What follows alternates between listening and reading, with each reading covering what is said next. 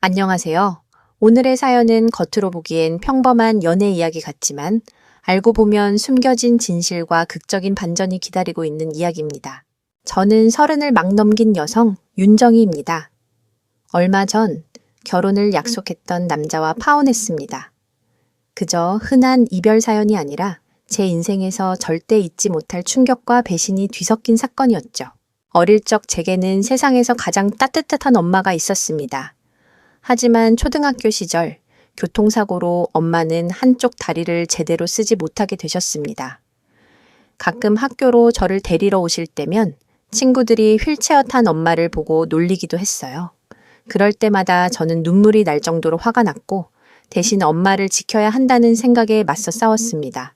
그 후로 엄마는 제게 상처가 될까 싶어 학교에 잘 오지 않으셨지만 저는 한 번도 엄마를 부끄러워한 적이 없었어요. 오히려 엄마는 제 삶의 가장 큰 자랑이었습니다. 세월이 흘러 성인이 된 저는 부모님께 조심스레 선언을 했습니다. 저 카페를 차리고 싶어요. 사실 제 아버지는 소규모 회사를 운영하고 계셨고 저는 대학에서 아버지 사업에 도움이 될 만한 전공을 공부했습니다. 하지만 제 마음은 점점 다른 곳을 향하고 있었죠. 늘 꿈을 접어두고 살아온 엄마의 이야기가 제 안에서 큰 불씨가 되어 타올랐습니다. 엄마의 원래 직업은 제과제빵사였습니다. 다리를 다치기 전에는 쿠키와 빵을 구우며 행복을 찾으셨던 분이었어요. 하지만 사고 이후 자존감이 무너진 엄마는 그 모든 꿈을 내려놓고 말았습니다. 어릴 적 저는 늘 언젠가 작은 카페에서 내가 만든 빵을 팔고 싶다는 엄마의 말을 들으며 자랐는데 그 꿈을 꼭 다시 살려드리고 싶었어요. 아버지도 처음엔 아쉬워하셨지만 제 진심을 받아주셨습니다. 마침 아버지가 보유한 건물 1층에 공실이 생기면서 그곳에서 저와 엄마는 작은 카페를 열게 되었습니다. 저는 커피를 맡고 엄마는 빵과 쿠키를 담당하셨죠. 이름하여 소담 카페. 그 순간은 저와 엄마 모두에게 새로운 시작이었습니다. 처음에는 사람들이 잠깐 관심을 두는 정도였지만 엄마의 손맛은 금세 입소문을 탔습니다. 손님들은 다른 빵집과는 다르다며 칭찬을 아끼지 않았고 특히 쿠키는 금세 매진될 정도였죠. 엄마는 오랜만에 활짝 웃으시며 새로운 활력을 찾으셨습니다. 저는 그런 엄마를 보며 뿌듯했고 더 많은 이들이 엄마의 빵을 맛봤으면 좋겠다고 생각했습니다.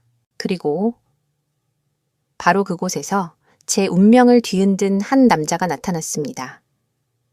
하루에 2번씩 꾸준히 찾아와 같은 메뉴만 고르던 단골 손님. 그가 바로 제 예비 남편이 될 사람이었죠. 하지만 그땐 몰랐습니다. 그 만남이 저를 어디로 끌고 갈지 말이죠. 그 단골 손님은 늘 똑같은 음료를 주문했습니다. 아이스 화이트 모카, 맞죠? 제가 먼저 말을 꺼내면 그는 놀란 듯 웃으며 대답했어요. 네, 어떻게 아셨어요? 하루에 2번씩 꼬박꼬박 오는 손님이니 잊을 리가 없었죠.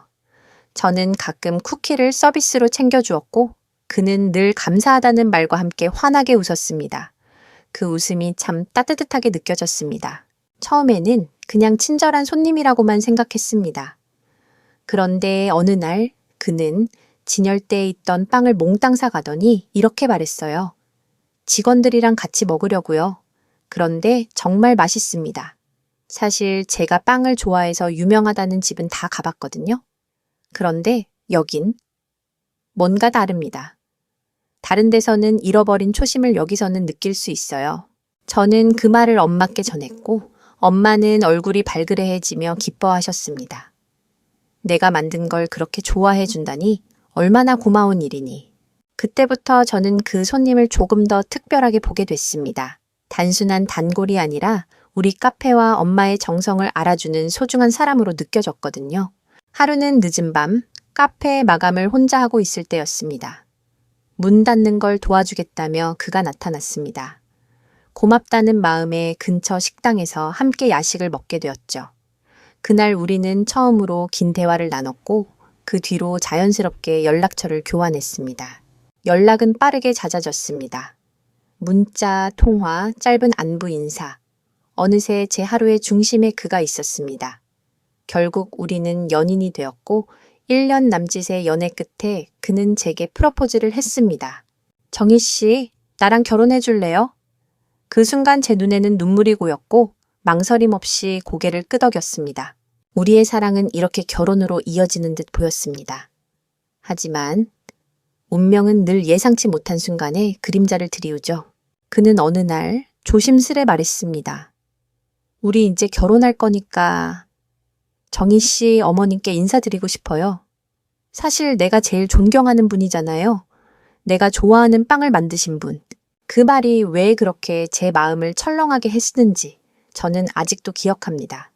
왜냐하면 그 무렵 엄마는 다리 통증이 심해져 카페에 거의 나오지 못하고 계셨거든요. 저는 엄마의 건강을 생각해 주방 일을 집으로 옮겼고 카페에는 제가 커피와 판매를 맡고 있었습니다. 그래서 저는 망설이며 대답했습니다. 사실 엄마가 요즘 몸이 안 좋아서 카페엔 잘 안 나오셔. 집에서 빵을 만들어주시면 내가 가져오거든. 그는 아쉬운 표정을 지으며 말했죠. 그럼 괜찮아질 때까지 기다릴게. 꼭 직접 뵙고 싶어. 그땐 몰랐습니다. 그 기다림이 결국 우리 관계를 산산이 무너뜨리는 폭풍의 전조였다는 것을요.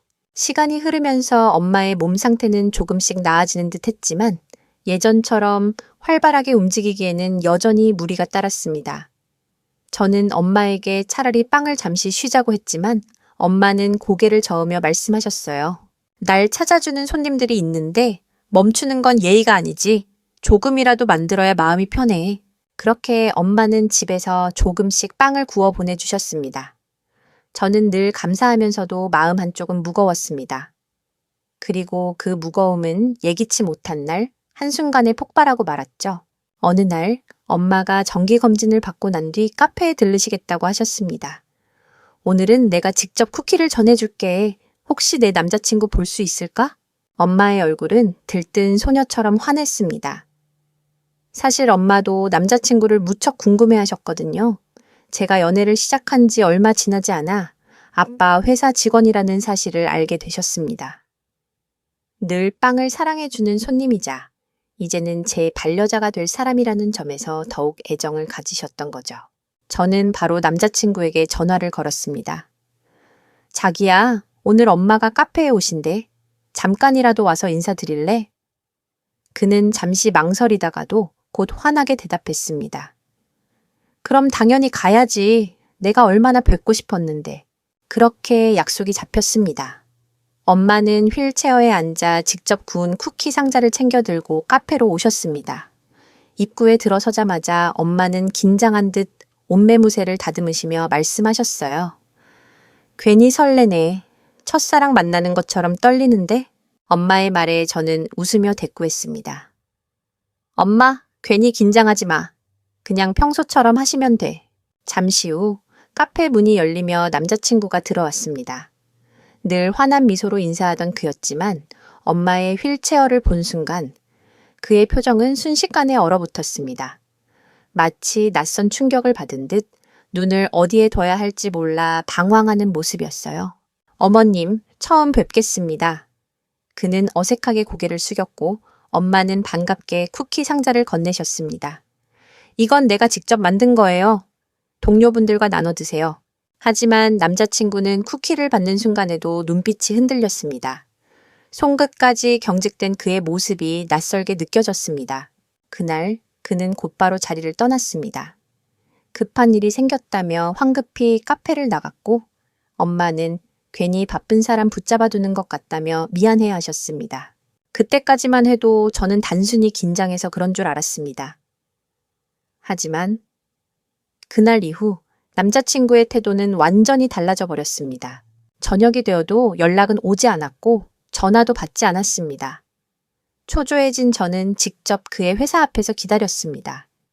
그리고 마침내 나타난 그는 더 이상 제가 알던 사람이 아니었습니다. 회사 앞 주차장에서 마주한 남자친구의 얼굴은 낯설었습니다. 늘 환하게 웃어주던 표정 대신 굳게 닫힌 입술과 차갑게 식은 눈빛이 저를 향하고 있었어요. 자기야, 왜 연락이 하나도 없어? 내가 문자도 보내고 전화도 했는데. 제가 다가가 묻자 그는 짜증 섞인 목소리로 대답했습니다. 내가 그렇게 한가한 사람인 줄 알아? 연락 좀 못했다고 이렇게까지 찾아와? 그 말투는 날카로웠습니다. 저는 당황했지만 꾹 참고 물었습니다. 아까 엄마 만나고 나서 표정이 많이 이상했어. 무슨 일 있어? 혹시 마음에 걸리는 게 있으면 말해줘. 내가 도움이 될 수도 있잖아. 그런데 그의 입에서 나온 말은 믿을 수 없는 것이었습니다. 도움? 네가 무슨 도움이 돼? 정리할 시간이 필요해서 피한 건데 눈치도 없이 왜 나타난 거야? 저는 어리 빠져 잠시 멈췄습니다. 그제야 그는 본색을 드러냈습니다. 너 그동안 나 속였지? 내 엄마 다리 불편한 거 일부러 숨겼잖아. 뭐라고? 저는 어안이 벙벙했습니다. 어쩐지 이상하다 싶었어. 사귀는 내내 한 번도 보여주지 않더라니. 내가 먼저 보자고 안 하랬으면 결혼식장에서나 알게 했겠지. 넌 계산적인 거야. 장애 있는 엄마 숨기면 내가 도망칠까봐 끝까지 감춘 거잖아. 그의 말은 칼처럼 제 가슴을 베어냈습니다. 숨을 고르며 겨우 대답했죠. 난 단 한 번도 엄마를 숨긴 적 없어. 엄마가 불편하시니까 자주 못 보인 거지. 내가 뭐하러 그걸 감춰? 숨길 이유도 없는데, 하지만 그는 제 말을 들으려 하지 않았습니다. 거짓말하지 마. 돈 때문에 그런 거잖아. 너 아빠 얘기는 한 번도 안 했지? 엄마랑 단둘이 살면서 장애인 엄마 핑계로 병원비며 뭐며 나한테 얹혀 살 생각이었잖아. 내가 그렇게 호구로 보여? 그 순간 제 머릿속은 새하얘졌습니다. 사랑을 속삭이던 그 입술에서 어떻게 이런 독한 말들이 흘러나올 수 있는지 믿을 수가 없었어요. 저는 더 이상 참을 수 없었습니다. 손이 먼저 그의 뺨을 때리고 말았죠. 그래, 쳤다. 네가 내 엄마를 무시했으니까. 내가 어릴 적부터 우리 엄마 지켜왔어. 친구들이 놀릴 때도 맞서 싸웠어. 그런데 내가 사랑한 사람한테까지 엄마를 지켜야 할 줄은 몰랐다. 제 목소리는 떨렸지만 눈빛은 단호했습니다. 우리 엄마는 그저 다리가 불편할 뿐이지 누구보다 강한 사람이야. 그런데 네가 함부로 장애인이라 부르며 무시해? 절대 용서 못해. 하지만 그는 비웃으며 말했습니다. 됐다? 파혼하자. 네가 숨긴 게 다 드러났잖아. 결혼식장 예약한 거나 취소해. 위약금은 네가 내. 나 더 이상 장애인 장모 뒤치다꺼리하며 살 생각 없어. 그의 입에서 파혼이라는 단어가 튀어나온 순간 제 안의 미련은 완전히 사라졌습니다. 사랑이 아닌 증오와 배신감만이 남았을 뿐이었죠. 그의 말은 날선 칼처럼 제 가슴을 후벼 팠습니다. 하지만 그보다 더 참을 수 없었던 건 우리 엄마를 모욕하는 태도였습니다. 저는 숨을 깊게 들이마시고 그를 똑바로 쳐다봤습니다. 네가 오해할 수는 있어. 하지만 엄마를 모욕하는 건 절대 용서 못해. 우리 엄마는 장애인이 아니야. 사고 때문에 다리가 조금 불편하실 뿐이지. 그리고 설사 장애가 있다고 해도 네가 그렇게 함부로 말할 권리는 없어. 그는 코웃음을 치며 대답했습니다.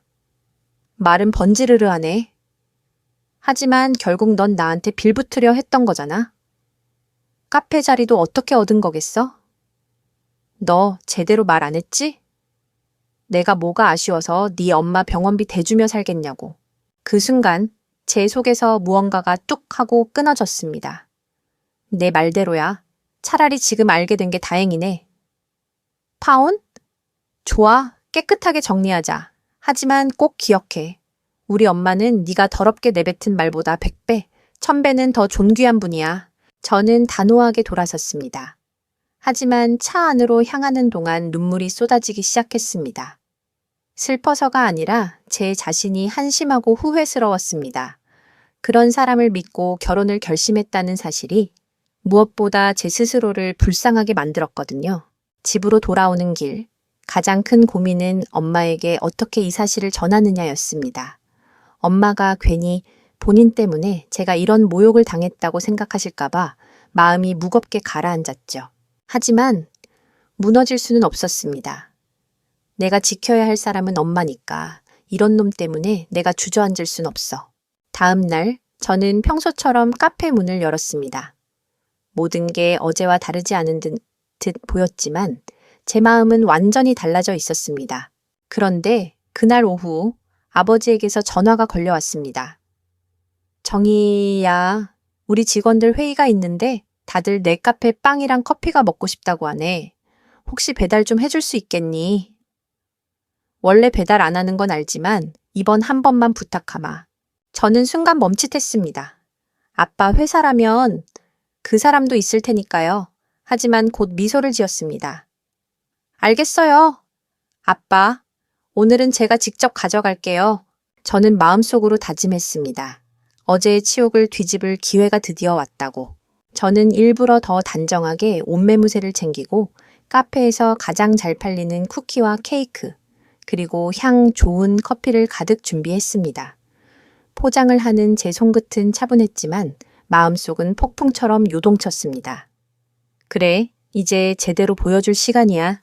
아빠 회사 건물에 들어서자 직원들의 시선이 자연스레 제게 쏠렸습니다. 저는 미소를 지으며 준비한 빵과 커피를 내밀었죠. 직원분들 간식이랑 커피 배달 왔습니다. 그 순간 멀리서 저를 발견한 한 사람이 있었습니다. 바로 어제 파혼을 선언하던 그 남자, 민석이었습니다. 그는 제 모습을 보자마자 눈이 동그랗게 커지더니 곧 안절부절 못하는 표정을 지었습니다. 저는 모른 척하며 아빠 사무실 쪽으로 발걸음을 옮겼습니다. 그런데 그가 성큼 다가와 제 손목을 잡아 끌었습니다. 잠깐만, 나랑 얘기 좀 해다다. 무슨 얘기? 더 이상 할 말 없어. 저는 차갑게 잘라냈지만 그는 목소리를 낮추며 다급하게 속삭였습니다. 여기서 이러는 건 너만 손해야. 그냥 나가서 얘기하자. 그의 말에 저는 피식 웃었습니다. 손해? 그래, 어디 누가 손해인지 한번 보자. 주변의 직원들이 힐끗거리며 상황을 지켜보고 있었습니다. 민석은 초조한 듯 저를 밖으로 데려가려 했지만 저는 그의 손을 뿌리치고 한 발자국 물러섰습니다. 여기서 얘기하자. 숨길 것도 없으니까. 그는 당황한 얼굴로 소리쳤습니다. 너 아직도 나한테 미련 남아서 이런 거 아니야? 어제는 쿨한 척하더니 결국 질척거리러 온 거잖아. 그래봤자 난 끝이야. 파혼은 파혼이라고. 그의 말에 직원들 사이에서 웅성거림이 일었습니다. 하지만 저는 오히려 차분하게 웃으며 대꾸했습니다. 착각도 정도껏 해. 너 보러 온 거 아니거든. 그 순간 저는 아빠 사무실 문을 벌컥 열었습니다. 아빠, 여기 빵이랑 커피 가져왔어. 아빠가 좋아하는 블렌드로. 순간 사무실 안에 공기가 얼어붙었습니다. 민석은 굳어버린 채 제 입을 바라보다가 얼굴이 하얗게 질려버렸습니다. 아, 아빠? 그는 거의 속삭이듯 중얼거렸습니다. 사무실 안에 있던 아빠가 자리에서 일어나며 미소를 지었습니다. 그래, 우리 딸 왔구나. 직원들 사이에서 수군거림이 퍼져나갔습니다. 대표님 딸이었어? 헉, 김대리 민석과 사귀던 게 사장님 딸이었네. 민석의 얼굴은 순식간에 굳고 땀이 송골송골 맺히기 시작했습니다. 그는 믿을 수 없다는 듯 저를 바라보며 더듬거렸습니다. 너? 왜 그걸 나한테 말 안 했어? 저는 그에게 냉정하게 미소 지었습니다. 말할 이유가 없었으니까. 하지만 이제 알았겠지. 내가 누군지. 그 순간 그의 눈빛은 완전히 무너져 내렸습니다. 어제 자신이 뱉은 모든 말들이 부메랑처럼 돌아와 그를 찔러버린 것이었죠. 민석은 제 앞에서 어찌할 바를 몰라 허둥댔습니다. 어제까지만 해도 호군이 빌붙는다니 하며 저를 비웃던 그가 불과 하루 만에 정반대 상황에 처한 겁니다. 주변 직원들은 수군거리며 시선을 주고받았습니다. 대표님 딸이었다고? 김대리 표정 장난 아닌데? 설마 그것도 모르고 막말한 거 아냐? 민석의 손은 떨리고 있었고 눈동자는 이리저리 흔들렸습니다. 저는 그 불안한 얼굴을 똑바로 보며 말했습니다. 아까 네가 뭐라고 했더라? 내가 호구 같은 사람 잡아 결혼하려 했다 했지? 네가 감히 내 엄마를 모욕했지. 그런데 오늘 이렇게 다 드러났네. 웃기지 않니? 그는 제 입을 막고 싶다는 듯 다급히 말했습니다. 야, 지금 이런 얘기 여기서 하지 마. 직원들도 다 듣고 있잖아. 왜? 어제까진 그렇게 큰 소리 치더니 이제 와서 창피해. 저는 피식 웃으며 손에 든 커피와 빵을 아빠 책상에 내려놓았습니다. 아빠는 상황을 눈치챘는지 조용히 제게만 들릴 정도의 목소리로 말씀하셨습니다. 정희야, 네가 원하진 않던 방식일 텐데 괜찮겠니? 저는 고개를 끄덕이며 속삭였습니다. 아빠, 이제 숨길 필요 없어요. 저 사람한테는 제대로 보여줘야 해요. 민석은 얼굴이 새빨개진 채로 제 앞에 다가와 떨리는 목소리로 말했습니다. 정희야, 아니 윤정희 씨, 나 그런 뜻 아니었어. 그냥 순간적으로 내가 몰라서. 저는 차갑게 잘랐습니다. 몰라서? 모르면 입 다물었어야지. 우리 엄마한테 했던 말 다 기억나. 장애인 장모 뒤치다꺼리 못한다. 내 입에서 직접 나왔지? 이제 와서 발뺌한다고 달라질 게 있을까? 그는 더 이상 변명할 말이 없는지 눈을 질끈 감고 고개를 숙였습니다. 그 모습은 초라하기 짝이 없었어요. 저는 일부러 주변에 들리도록 또박또박 말했습니다. 내가 여기 온 이유는 단 하나야. 어제까지만 해도 날 우습게 본 사람에게 내가 어떤 사람인지 보여주려고. 우리 가족, 네가 모욕했던 그 존재들이 결코 네가 깔볼 수 있는 사람들이 아니라는 걸 말이야. 직원들 사이에서 탄식과 함께 낮은 목소리들이 흘러나왔습니다. 와, 김대리 큰일 났다. 저건 진짜 회사에 소문 다 퍼지겠는데. 민석은 땀에 젖은 채 도망치듯 사무실을 빠져나가 버렸습니다. 저는 그 뒷모습을 보며 생각했습니다. 그래, 이제 시작일 뿐이야.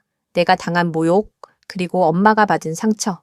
쉽게 끝내지 않을 거야. 사무실을 빠져나온 민석은 마치 도망치는 사람 같았습니다. 고개를 푹 숙이고 엘리베이터로 달려가는 모습이 초라하기 짝이 없었죠. 직원들의 시선이 따갑게 따라붙었고 웅성거림은 더욱 커졌습니다. 대표님 딸한테 그런 말을 했다니. 김대리, 이제 회사에 못 남겠네. 어쩐지 요즘 잘난 척 하더라니 결국 이렇게 드러나는구만. 그날 이후 소문은 불길처럼 번졌습니다. 사람들 입에 오르내리며 이야기에 꼬리가 붙고 민석이 한 막말들은 더 선명하게 회자됐습니다. 저는 그저 조용히 카페로 돌아왔습니다. 민석을 향한 미련은 단 일고도 남지 않았으니까요. 하지만 예상대로 그는 쉽게 물러나지 않았습니다. 그날 저녁 휴대폰에 끊임없이 전화와 메시지가 쏟아졌습니다. 미안해. 정희야. 내가 순간적으로 흥분해서 그랬어. 제발 한 번만 용서해줘. 다시 시작하자. 네가 어떤 집안 사람인지 알았으면 절대 그런 말 안 했을 거야. 저는 답하지 않았습니다. 그런 말을 한다는 것 자체가 여전히 본질을 모른다는 증거였으니까요. 엄마가 어떤 분인지, 저와 엄마의 삶이 어떤 의미인지 그는 끝내 이해하지 못했습니다. 며칠 뒤 그는 직접 카페로 찾아왔습니다. 손님들 틈에서 애써 자연스럽게 주문을 하고는 계산대에 서 있는 저에게 슬쩍 말을 걸었죠. 정희야, 잠깐만 시간 내줄 수 있어? 딱 5분만. 저는 냉정하게 대꾸했습니다. 손님, 여기 계산줄 서 계신 분 많으니까 다음 분 먼저 받겠습니다. 그의 얼굴은 창백해졌습니다. 하지만 그는 물러서지 않았습니다. 그날 이후에도 매일같이 카페 앞에 서성거리며 저를 기다렸습니다. 저는 결국 단호한 조치를 취했습니다. 카페 출입문에 종이 하나를 붙였죠. 민석 씨 출입 금지. 이유, 모욕적 언행 및 집착 행동. 손님들은 종이를 보고 의아해했지만 곧 분위기를 눈치채고 고개를 끄덕였습니다. 민석은 얼굴이 벌개진 채 황급히 그 종이를 뜯어내고는 달아나 버렸습니다. 그날 밤 엄마는 제게 조심스레 물으셨습니다. 정희야, 혹시 그 아이가 너한테 또 찾아온 거야? 저는 아무렇지 않게 웃으며 대답했습니다. 엄마 걱정 마. 이제 다 끝났어. 그런 사람은 내 인생에 더는 발 들일 수 없어. 하지만 엄마의 얼굴에는 오래도록 지워지지 않는 미안함이 남아 있었습니다. 괜히 나 때문에 네가 이런 일을 겪는 것 같아. 저는 엄마의 손을 꼭 잡으며 말했습니다. 아니에요, 엄마. 엄마 때문에가 아니라 그 사람의 본성이 드러난 거예요. 오히려 다행이에요. 결혼 전에 알아서 얼마나 다행인지 몰라요. 그날 이후 저는 마음속 깊이 다짐했습니다. 더 이상 흔들리지 않겠다. 엄마와 나, 우리 둘만의 세상을 지켜나가야지. 민석은 회사에서도 빠르게 입지가 흔들리기 시작했습니다. 직원들 사이에서 돌던 소문은 결국 아빠의 귀에도 들어갔습니다. 아빠는 저를 불러 진중하게 물으셨습니다. 정희야, 그 아이가 내게 한 말이 사실이니? 저는 잠시 망설였지만 결국 모든 걸 털어놨습니다. 엄마를 향한 모욕, 저를 향한 비아냥, 그리고 파혼까지.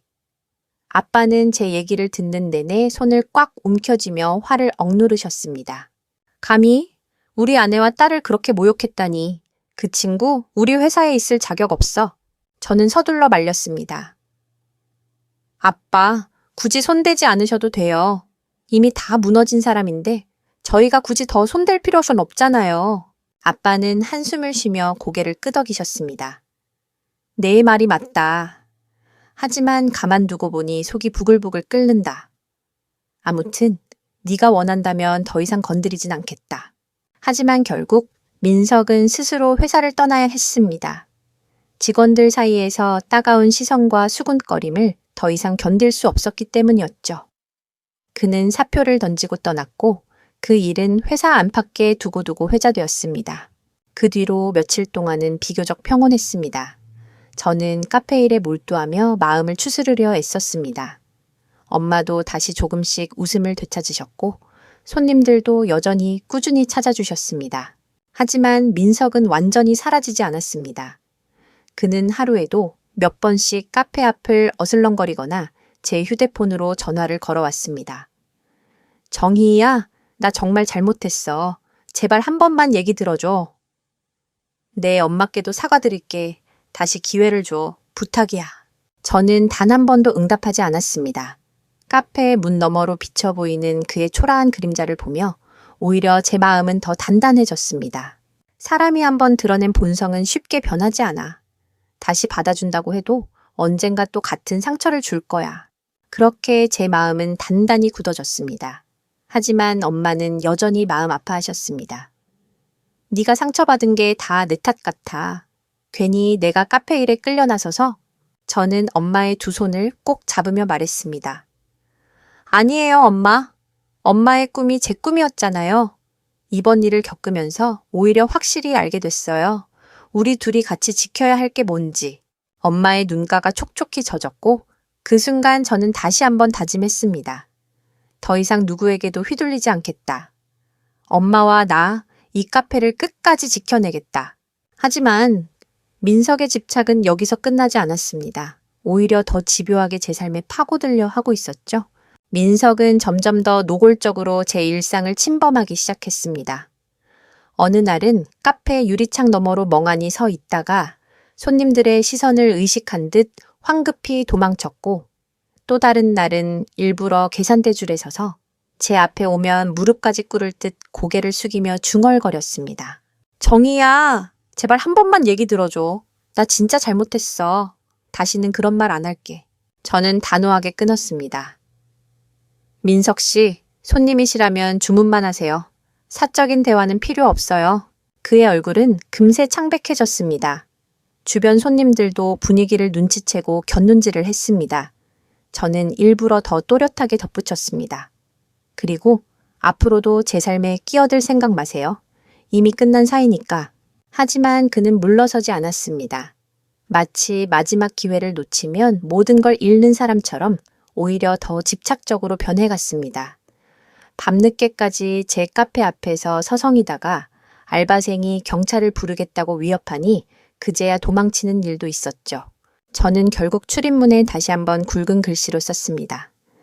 민석 씨 출입 금지. 개인적 사유로 입장 불가. 손님들은 눈치를 채고 고개를 끄덕였습니다. 아, 그 남자구나. 수군거림이 들렸지만 저는 오히려 더 당당해졌습니다. 더는 숨길 것도 두려울 것도 없었으니까요. 그럼에도 불구하고 민석은 멈추지 않았습니다.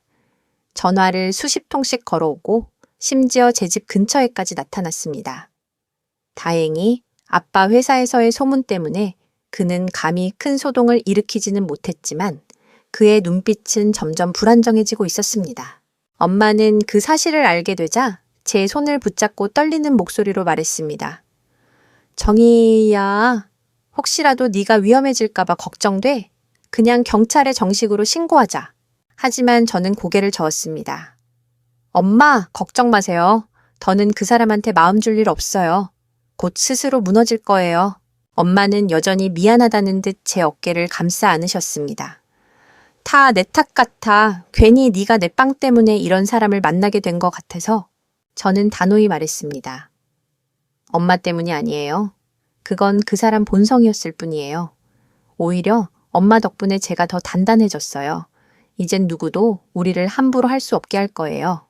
그 순간 저는 민석을 두려워하지 않기로 결심했습니다. 더 이상 피하지 않고 끝까지 맞서기로요. 그런데 저는 알지 못했습니다. 그의 집착이 아직 끝나지 않았다는 것을, 오히려 곧 더 큰 파국으로 번져갈 불씨가 되고 있다는 사실을요. 민석의 집착은 시간이 지날수록 기괴한 형태로 변해외 갔습니다. 어느 날은 카페 앞에 커다란 꽃다발을 두고 갔고 그 안에는 미안하다는 손편지가 들어 있었습니다. 정희야, 제발 마지막 기회만 줘. 네 엄마께도 진심으로 사과할게. 우리 다시 시작하자. 그 편지를 읽자마자 저는 차갑게 쓰레기통에 버렸습니다. 하지만 곧 불안감이 몰려왔습니다. 이대로 방치하면 더 큰 일이 벌어질지도 모른다는 직감이 들었죠. 며칠 뒤 그는 또다시 카페 문 앞에 나타났습니다. 이번엔 술에 취해 있었는지 눈이 충혈되어 있었고 발걸음은 휘청거렸습니다. 손님들이 웅성거리며 자리를 피했지만 그는 아랑곳하지 않고 계산대로 다가왔습니다. 정희야, 나 진짜 네가 없으면 안 돼. 네가 날 버리면 나는 끝이야. 그의 목소리는 떨리고 있었고 손은 떨리는 채로 제 팔을 잡으려 했습니다. 저는 단호히 손을 뿌리쳤습니다. 민석 씨, 그만하세요. 더 이상 이렇게 하면 경찰에 신고할 겁니다. 그 순간 주변에 있던 손님들 중 몇 명이 다가와 저를 보호하려 하자 민석은 얼굴이 새파랗게 질리며 뒷걸음질 쳤습니다. 그러고는 허둥지둥 카페를 뛰쳐나갔습니다. 저는 그날 밤 깊은 한숨을 내쉬며 결심했습니다. 이제 정말 공식적으로 막아야겠다. 이대로 두면 나뿐만 아니라 엄마까지 위험해질 수 있어. 다음 날 저는 아빠와 상의했습니다. 아빠는 크게 분노하며 당장 법적 조치를 취하자고 하셨습니다. 하지만 엄마는 조용히 말씀하셨습니다. 괜히 더 큰 문제로 만들지 말고 조용히 끝낼 수 있으면 좋겠어. 저는 잠시 고민하다가 결정을 내렸습니다. 엄마, 이제는 조용히 넘어가면 안 돼요. 이건 단순히 이별 후 집착이 아니라 위험한 집착이에요. 우리 안전을 지키려면 확실히 해야 해요. 그날 저는 경찰서를 찾아가 모든 상황을 설명했습니다. 스토킹 방지법에 따라 접근 금지 요청을 할 수 있다는 말을 듣고 마음 한편이 조금은 놓였습니다. 그런데 아이러니하게도 그 즈음부터 민석은 잠잠해졌습니다. 마치 그동안의 관계가 꿈처럼 사라진 듯 며칠간 카페 앞에도 나타나지 않았습니다. 저는 속으로 생각했습니다. 드디어 끝난 걸까? 하지만 그것은 착각이었습니다. 폭풍 전야처럼 고요했던 그 며칠이 지나자 더 큰 파장이 몰려오기 시작했으니까요. 민석이 사라진 지 일주일쯤 되었을 때였습니다. 카페는 다시 평온을 되찾는 듯 보였고 엄마와 저는 안도의 한숨을 내쉴 수 있었습니다. 그런데 어느 날 아빠가 카페로 들이닥치셨습니다. 얼굴은 굳어 있었고 손에는 서류 한 장을 들고 계셨습니다. 정희야, 이게 무슨 일이냐? 아빠의 목소리는 낮지만 단호했습니다. 서류에는 황당한 내용이 적혀 있었습니다. 민석이 회사를 그만두며 뒷말을 퍼뜨린 겁니다. 대표 딸이 나를 농락했다. 가족이 장애를 숨기고 결혼을 속이려 했다. 같은 얼토당토하는 소문이 적혀 있었죠. 저는 서류를 보는 순간 분노의 치를 떨었습니다. 이건 명백한 거짓말이에요. 아빠, 제가 뭘 속였다고? 아빠는 고개를 끄덕이며 말했습니다. 나도 알아. 네가 그런 아이가 아닌 거 잘 알지. 하지만 문제는 이게 직원들 사이에 퍼지고 있다는 거다. 다행히 대부분은 믿지 않는 눈치지만 이런 얘기 자체가 퍼지는 게 문제야. 엄마는 옆에서 속이 타는 듯 손을 움켜쥐셨습니다. 내가 괜히 너한테 짐이 되는 것 같아. 그 아이가 퍼뜨린 말도 결국 나 때문이잖니. 저는 즉시 엄마의 손을 잡았습니다.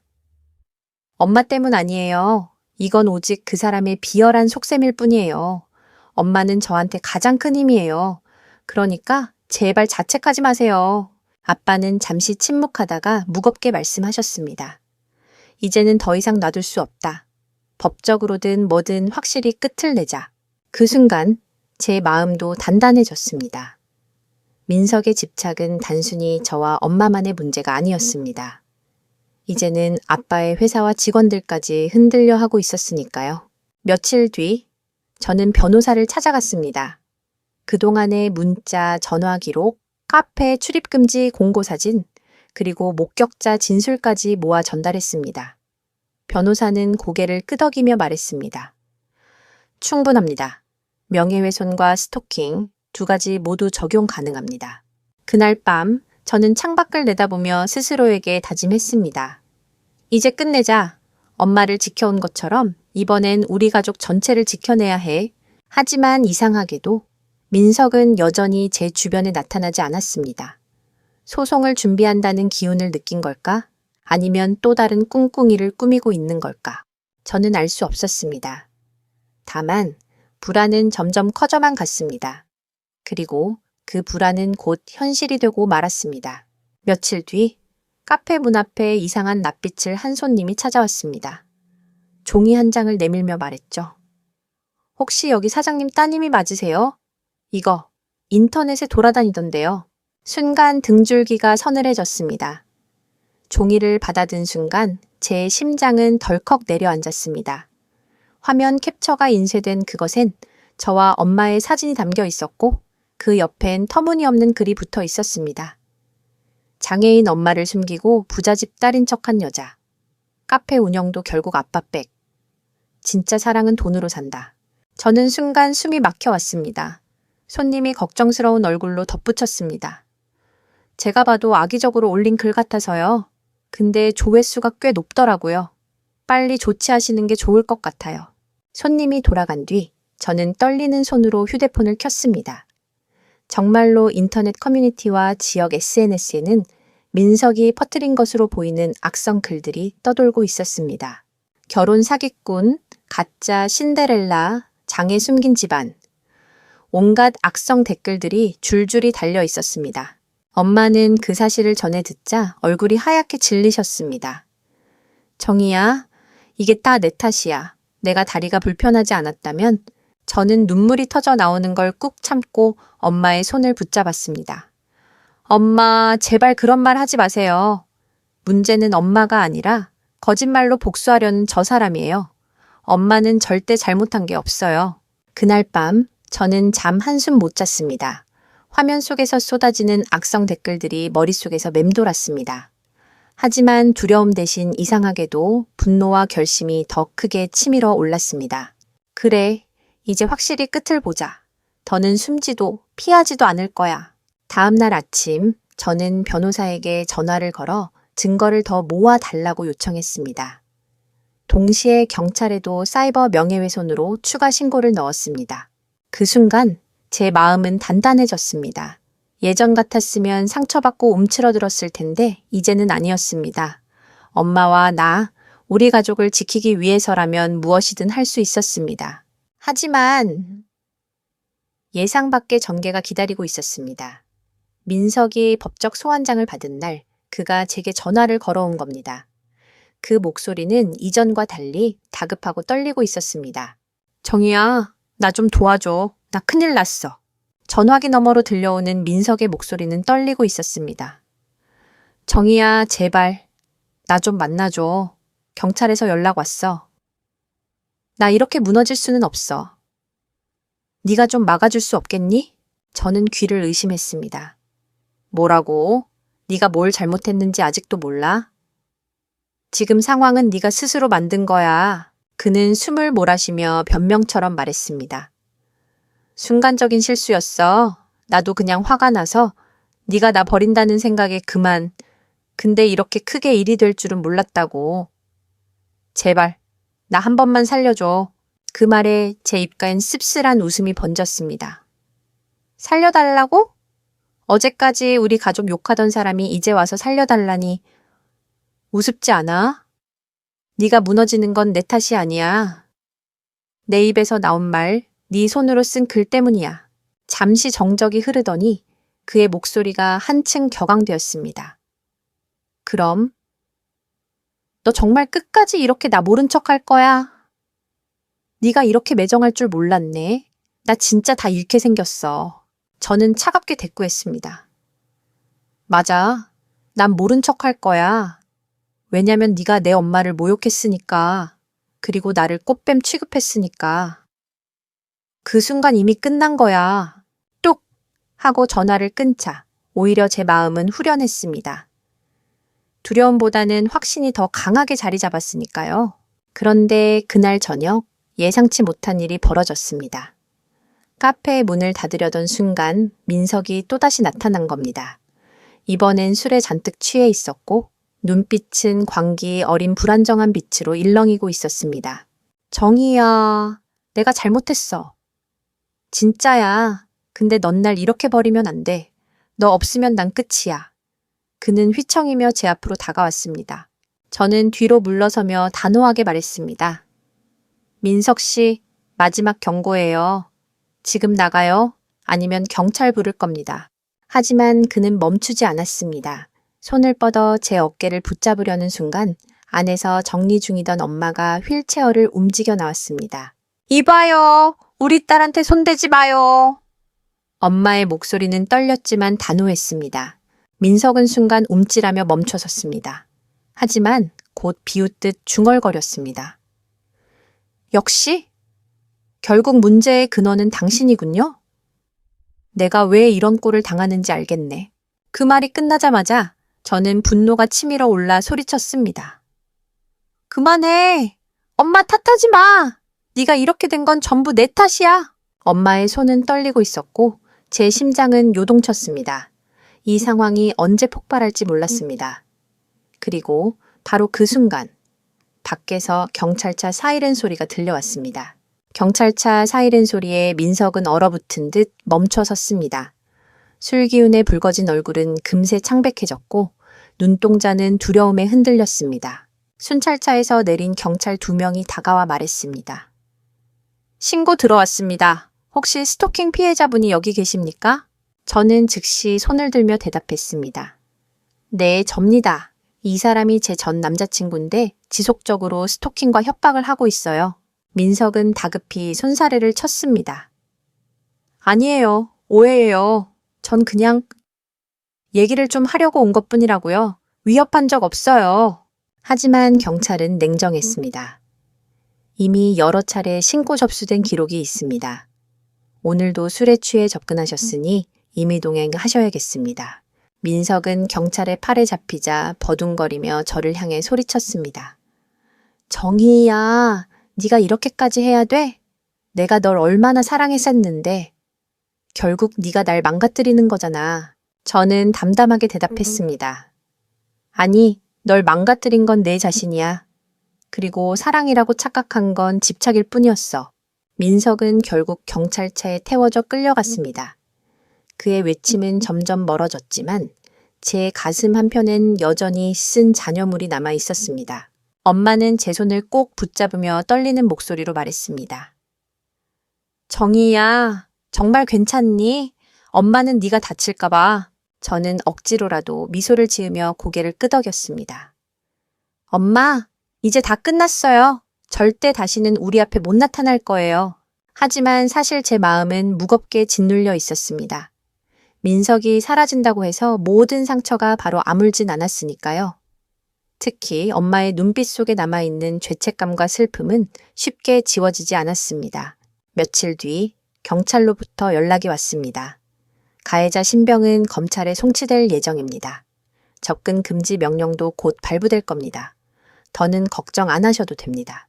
그 말을 들었을 때 저는 비로소 조금은 안도할 수 있었습니다. 이제야 숨을 고를 수 있겠다 싶었죠. 하지만 인생은 언제나 예상치 못한 방향으로 흐르는 법입니다. 민석 사건이 정리되었다 싶던 그 무렵 카페에는 새로운 변수가 나타났습니다. 바로 한 손님이 남긴 뜻밖의 한마디 때문이었죠. 사장님, 혹시 이 카페에 프랜차이즈 계획 있으세요? 여긴 그냥 동네 카페로만 두기엔 너무 아까운 것 같아서요. 그 말은 제 마음속에 잠자고 있던 또 다른 불씨를 건드렸습니다. 그 손님의 말은 단순한 덕담 같았지만 제 마음속에선 묘한 울림을 주었습니다. 프랜차이즈. 처음엔 피식 웃어 넘겼습니다. 하지만 카페에 앉아 따뜻한 커피를 마시던 손님이 이어서 말했습니다. 제가 전국을 다니며 카페를 많이 가봤는데요. 여기만큼 따뜻한 정이 느껴지는 곳은 없었습니다. 특히 어머님이 만드신 빵과 쿠키는 솔직히 말해 브랜드 베이커리보다 훨씬 맛있어요. 정말 아까워요. 이 작은 동네에서만 맛볼 수 있는 게. 그 말을 들은 순간 제 가슴이 철렁 내려앉았습니다. 카페를 시작한 건 단순히 엄마의 꿈을 다시 피워드리고 싶어서였는데 이제는 그 이상으로 나아갈 수 있겠다는 생각이 번쩍 들었죠. 엄마에게 그 이야기를 전하자 엄마는 손사래를 치며 고개를 저으셨습니다. 아니야, 정희야. 지금도 벅찬데 무슨 프랜차이즈야. 난 그냥 이 작은 가게면 충분해. 더 크게 하다가는 네가 힘들어질 거야. 하지만 저는 고개를 저었습니다. 아니에요, 엄마.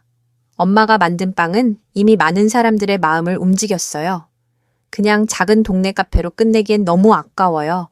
엄마의 꿈이 더 크게 펼쳐지도록 만들고 싶어요. 엄마는 한동안 아무 말도 못하시다가 이윽고 눈시울을 붉히셨습니다. 네가 그렇게 생각해주니 고맙다. 하지만 무리하지는 말아라. 난 그저 네가 행복하면 그걸로 돼. 그날 밤 저는 깊은 생각에 잠겼습니다. 프랜차이즈를 한다는 건 단순히 사업 확장이 아니라 엄마의 인생을 새롭게 다시 써내려가는 일이 될 수 있었습니다. 동시에 민석 사건으로 무너졌던 제 자존심을 되찾는 길이기도 했습니다. 며칠 뒤 아빠께도 그 이야기를 꺼냈습니다.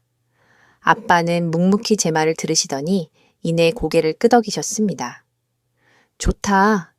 네가 진심으로 원한다면 내가 힘이 되어주마. 다만 감정에 치우쳐 무리하게 시작하진 말아라. 차근차근 준비해야 한다. 저는 힘차게 고개를 끄덕였습니다. 네, 아빠. 이번엔 정말 신중히 준비할 거예요. 엄마와 함께 우리 가족의 이름으로. 그 순간 제 마음은 결연해졌습니다. 더 이상 과거의 상처에 매달리지 않고 새로운 미래를 향해 나아가기로요. 하지만 세상은 늘 그렇게 쉽게 길을 터주지 않았습니다. 프랜차이즈를 준비하려는 제 앞에 또 한 번 예상치 못한 변수가 나타났으니까요. 프랜차이즈 준비를 위해 저는 시장 조사를 시작했습니다. 다른 카페들을 찾아다니며 메뉴, 인테리어, 운영 방식을 꼼꼼히 기록했습니다. 엄마는 처음엔 너무 큰일 아닌가 하셨지만 제가 열정적으로 움직이는 모습을 보시고는 차츰 마음을 열어주셨습니다. 그래, 어쩌면 내 말이 맞을지도 몰라. 내 빵을 더 많은 사람이 맛본다면 나도 다시 살아난 기분이 들겠지. 엄마의 눈빛은 오랜만에 빛을 띠고 있었습니다. 저는 그 모습을 보며 더 큰 힘을 얻었습니다. 하지만 문제는 자본과 인력이었습니다. 아빠가 도움을 주겠다고 하셨지만 가족만의 힘으로는 한계가 분명했죠. 그래서 투자자를 찾기 시작했습니다. 그 무렵 뜻밖의 제안을 해온 사람이 있었습니다. 아빠의 지인을 통해 알게 된 외식 사업가 정혜성 씨였습니다. 그는 저희 카페에 와서 빵을 맛본 뒤 눈을 반짝이며 말했습니다. 이 정도 퀄리티라면 충분히 전국 브랜드로 성장할 수 있습니다. 제가 투자와 네트워크를 책임질 테니 함께 해보는 건 어떻습니까? 솔직히 솔깃했습니다. 하지만 동시에 마음 한켠이 불안했습니다. 누군가의 손에 사업을 넘기는 게 아닌가? 또다시 상처받는 일이 생기지 않을까 두려웠던 거죠.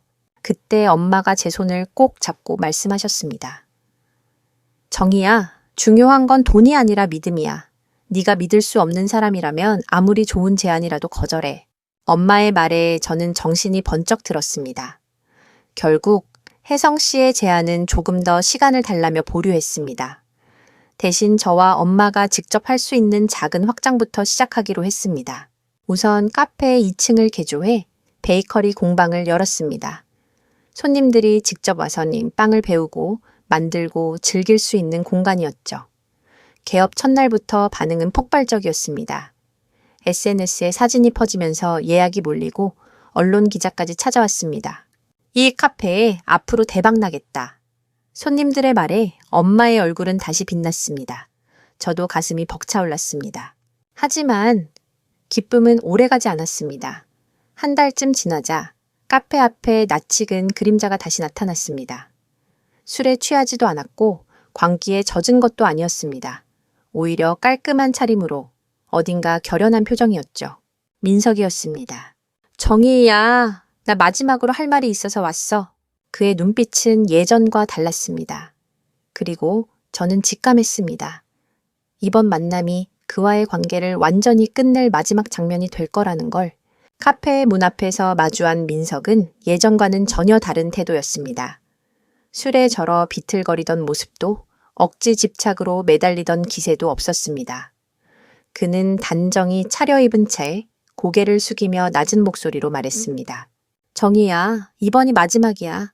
나 정말 하고 싶은 말이 있어서 왔어. 저는 냉정히 그를 바라보았습니다. 민석 씨, 이미 충분히 들었어요. 이제 와서 무슨 말을 해도 달라질 건 없어요. 그는 씁쓸하게 웃었습니다. 알아. 나도 안다고. 넌 절대 날 다시 받아주지 않겠지. 하지만 마지막으로 사과는 하고 가야 할 것 같았어. 순간 제 마음이 잠시 흔들렸습니다. 하지만 저는 곧 차분히 대꾸했습니다. 사과는 지금이 아니라 그때 했어야 했어요. 엄마를 모욕하던 그 순간에. 민석은 고개를 떨구며 한참 침묵하더니 떨리는 목소리로 말을 이었습니다. 난 어릴 때부터 가난이 너무 싫었어. 가진 게 없다는 게 늘 수치처럼 따라다녔지. 그래서 연애할 때도 결혼할 때도 본능적으로 상대 집안을 따졌어. 네가 카페를 운영한다는 말에 솔직히 기대했어. 근데 네 엄마가 휠체어에 앉아 계신 걸 보는 순간 난 도망치고 싶었어. 그게 내 비겁함이었고 내 천박한 속마음이었어. 그의 고백은 애써 눌러왔던 본심을 드러내는 듯했습니다. 하지만 저에게는 변명이자 너무 늦은 참회일 뿐이었습니다. 민석 씨, 그건 단순히 가난이나 불안 때문이 아니에요. 사람의 마음이 문제였던 거죠. 사랑은 조건으로 시작할 수 있지만 조건 때문에 무너지는 건 결국 진심이 없었다는 증거예요. 민석은 제 말을 듣고 눈가를 붉히며 고개를 끄덕였습니다. 맞아. 그래서 난 널 붙잡을 자격도 없어. 단지 내 엄마께 죄송했다는 말 꼭 전해주고 싶었어. 그는 마지막으로 제게 깊게 고개 숙여 인사하더니 카페를 떠났습니다. 저는 그 뒷모습을 오래도록 바라봤습니다. 그제야 알았습니다. 미움과 분노로만 남아있던 제 마음속에서 아주 작은 연민이 스치고 있다는 것을. 하지만 그 연민은 어디까지나 끝이란 의미였습니다. 그래, 이걸로 정말 끝이야. 그날 밤 저는 엄마에게 그 이야기를 전했습니다. 엄마는 한참 침묵하시더니 조용히 말씀하셨습니다. 사람이 잘못을 인정하고 떠난다는 게 쉽지 않은데 그래도 마지막엔 인간다움을 보였네. 저는 고개를 끄덕였습니다. 엄마, 맞아요. 하지만 다시 받아들일 수는 없어요. 저와 엄마를 지켜주지 못할 사람이라면 제 인생에 있을 자격은 없는 거죠. 그리고 그 순간 저는 새로운 확신을 얻었습니다. 이제는 과거에 발목 잡히지 않고 엄마와 함께 새로운 길을 걸어갈 수 있다는 확신이었습니다. 민석이 떠난 후 제 마음은 한결 가벼워졌습니다. 이제 더 이상 뒤를 돌아볼 이유가 없었습니다. 상처는 여전히 남아 있었지만 그 상처는 저를 더 단단하게 만들었죠. 카페는 점점 더 번창했습니다. 특히 2층 공방은 대성공이었습니다. 주말마다 예약이 가득 차고 엄마의 제과 비법을 배우려는 사람들이 줄을 이었습니다. 아이 손을 잡고 온 가족 단위 손님, 직장 동료들끼리 체험을 하러 온 팀, 연인들까지. 그 공간은 웃음소리와 달콤한 향기로 가득 찼습니다. 엄마의 얼굴에도 다시 생기가 돌았습니다. 반죽을 치대며 설명하는 모습, 쿠키를 꺼내며 환히 웃는 모습은 제가 어린 시절 기억하던 바로 그 엄마의 모습이었죠. 정희 씨야, 네가 없었으면 난 아마 평생 이렇게 다시 웃지 못했을 거야. 엄마의 말에 저는 눈시울이 붉어졌습니다. 아니에요, 엄마. 전 그저 엄마의 꿈을 다시 불씨로 지핀 것뿐이에요. 불은 원래 엄마 마음속에 있었잖아요. 그 순간 저는 깨달았습니다. 지난 1년의 고통스러운 경험이 헛되지 않았다는 것을. 누군가를 통해 상처받았지만 그 상처 덕분에 저와 엄마는 더 끈끈해졌고 더 강해졌습니다. 아빠 역시 우리를 자랑스러워 하셨습니다. 회사 일로 바쁘셨지만 종종 카페에 들러 직원들에게 우리 집 쿠키가 최고다 라며 자랑하시곤 했습니다. 그럴 때마다 손님들은 놀란 눈치로 저와 아빠를 번갈아 보며 수군거렸습니다. 이제 저는 더 이상 숨길 것이 없었습니다. 아빠 회사 딸이라는 사실을 드러내는 게 두렵지 않았습니다. 중요한 건 타인의 시선이 아니라 우리가 함께 쌓아 올린 진짜 가치였으니까요. 그리고 드디어 프랜차이즈 준비에 본격적으로 돌입했습니다. 작은 매장에서 시작했지만 이제는 전국 어디서든 엄마의 빵을 맛볼 수 있게 하겠다는 꿈을 품게 된 것이죠. 엄마, 이젠 우리가 다른 사람들 이야기가 아니라 다른 사람들이 우리 이야기를 전해줄 차례예요. 엄마는 눈시울을 붉히며 제 손을 꼭 잡으셨습니다. 그래 정희야, 우리 함께 가자. 끝까지. 그 순간 저는 확신했습니다. 우리 인생의 가장 어두운 순간을 지나왔기에 이제는 빛을 향해 나아갈 일만 남았다는 것을요. 하지만 이 이야기는 여기서 끝나지 않습니다. 마지막 순간 우리 가족의 삶을 관통하는 큰 교훈이 기다리고 있었으니까요. 시간은 흘러 소담 카페는 동네의 명물이 되었습니다. 그리고 우리는 더 큰 꿈을 향해 발걸음을 옮겼습니다. 작은 시작이 결국 큰 길로 이어지고 있었죠. 어느 날 손님 한 분이 제게 이렇게 말했습니다. 여긴 단순히 커피와 빵을 파는 곳이 아니에요. 사람들의 마음을 따뜻하게 데워주는 곳이에요.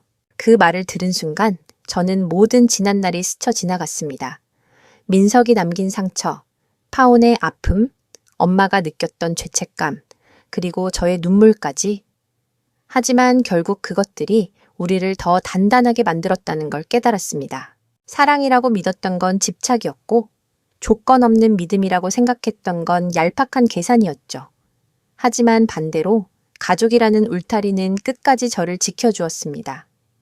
특히 엄마 다리가 불편해도 누구보다 강한 마음을 가진 그분 덕분에 저는 다시 일어설 수 있었습니다. 이제 저는 확신합니다. 사람의 진짜 가치는 외모나 조건이 아니라 어떤 순간에도 함께 서줄 수 있는 마음에 있다.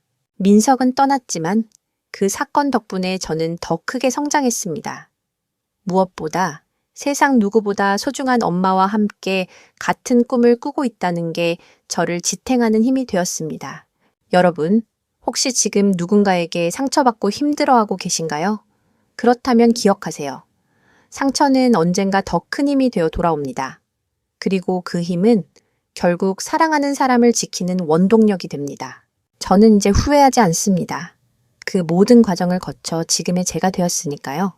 오늘의 교훈 조건 없는 사랑과 존중은 어떤 상황에서도 흔들리지 않습니다.